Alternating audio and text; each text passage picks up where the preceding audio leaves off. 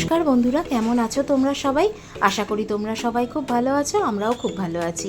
আজকে আমরা যাচ্ছি আসানসোল থেকে বিহারীনাথ পাহাড় আর বিহারীনাথ বাবার মন্দির দর্শনের জন্য। আসানসোল থেকে এর দূরত্ব হচ্ছে 40 কিলোমিটার। আমরা গাড়ি করে গিয়েছিলাম। যদি তোমরা কেউ ট্রেনে করে যেতে চাও, ট্রেনে করেও আসতে পারো। ট্রেনে করে নামলে এখানে নিয়ারেস্ট রেলওয়ে স্টেশন হচ্ছে মধুকুন্ডা রেলওয়ে স্টেশন। সেখানে নেমে তোমরা ট্রেকার বা জিপ পেতে পারো, সেখান থেকে রিজার্ভ করতে পারো বা শেয়ারেও যেতে পারো। সেই মধুকুন্ডা স্টেশন থেকে তোমাদের যেতে হবে ইটুরি মোড়। ইটুরি মোড় থেকে আবার তোমরা পেতে পারো ওখান থেকে শেয়ার ট্রেকার বা জিপ।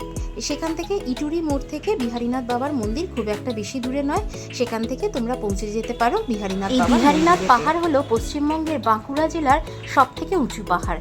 এইখানে যেতে গেলে তোমাদের পুরুলিয়ার বরন্তি থেকেও আসতে পারো।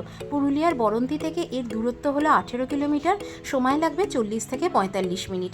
যেহেতু রাস্তা খারাপ সেই জন্য আরেকটু সময়ও লাগতে পারে এখানে আসতে। এই বিহারীনাথ পাহাড়ের উচ্চতা হলো 451 মিটার, অর্থাৎ 1480 ফুট। বিহারীনাথ পাহাড়ের পাদদেশেই বিহারীনাথ বাবা অর্থাৎ মহাদেবের মন্দির রয়েছে।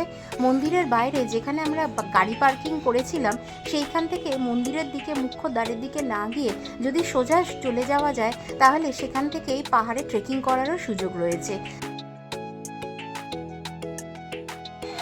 এই আমরা পৌঁছে গেছি, এখানেতে গাড়ি পার্ক করে দিয়েছি। এখানেতে টোটো আসে, প্রচুর টোটো রয়েছে এখান থেকে। এই আমরা এবারে আস্তে আস্তে মন্দিরের ভেতর যাব, মন্দিরের দিকে যাব, মন্দিরের রাস্তার দিকে যাব।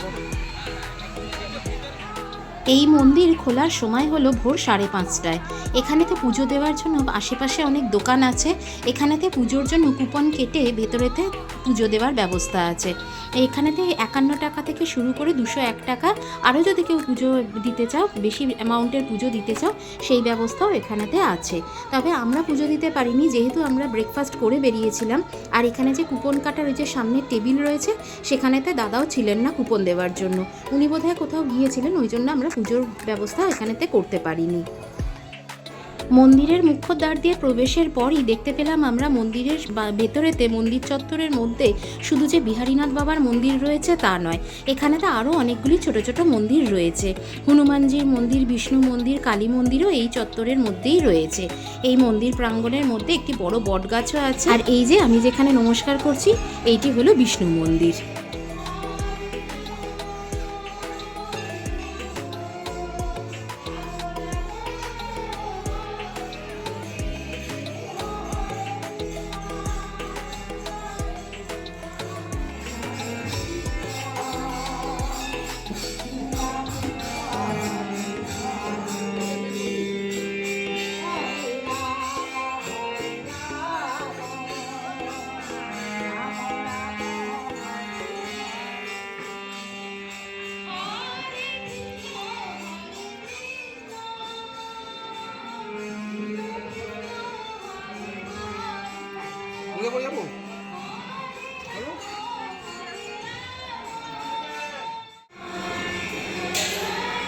এরপর আমরা চলে গিয়েছিলাম বিহারীনাথ বাবার গর্ভগৃহের দিকে। যেখানেতে বিহারীনাথ বাবার লিঙ্গটি রয়েছে সেটি একটু মাটির নিচে। এখানেতে পুজো দেওয়ার ব্যবস্থাও আছে, যদি তোমরা ইচ্ছে করো এখানে এসে পুজোও দিতে পারো। শ্রাবণ মাসে এখানেতে খুব ভিড় হয়েছিল, যা শুনলাম প্রচুর এখানেতে দর্শনার্থীরা এসেছিলেন বাবার মাথায় জল ঢালবার জন্য। তা যাই হোক, আমরা তো মন্দিরের গর্ভগৃহ থেকে বেরিয়ে গেছি। আশেপাশে এই যে সামনে রয়েছে হনুমানজির মন্দির। এখানেতে যদি কেউ দান করতে চাও, দানপাত্রও সামনে রয়েছে। এরপর আমরা চলে গিয়েছিলাম মন্দিরের মুখ্য দ্বারের ঠিক উল্টো দিকে কুণ্ডটিতে। এই কুণ্ডের জলকে পবিত্র বলে মনে করা হয়। এখানকার মানুষজন এখানে স্নান সেরে তারপরেও ভেতরে মন্দিরে পুজো দিতে যান। শ্রাবণ মাসে প্রচুর দর্শনার্থীর ভিড় হয়েছিল এই জায়গায়। সোমনাথ ওখান থেকে জল নিয়ে আমাদের মাথায় একটু করে ছিটিয়ে দিয়েছিল।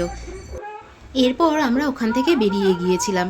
আমরা আর ট্রেকিং করিনি, কারণ প্রচণ্ড গরম থাকার জন্য এনার্জি লেভেল একবারে ডাউন হয়ে গিয়েছিল। ওই জন্য আমরা ওখান থেকে বেরিয়ে এসেছিলাম।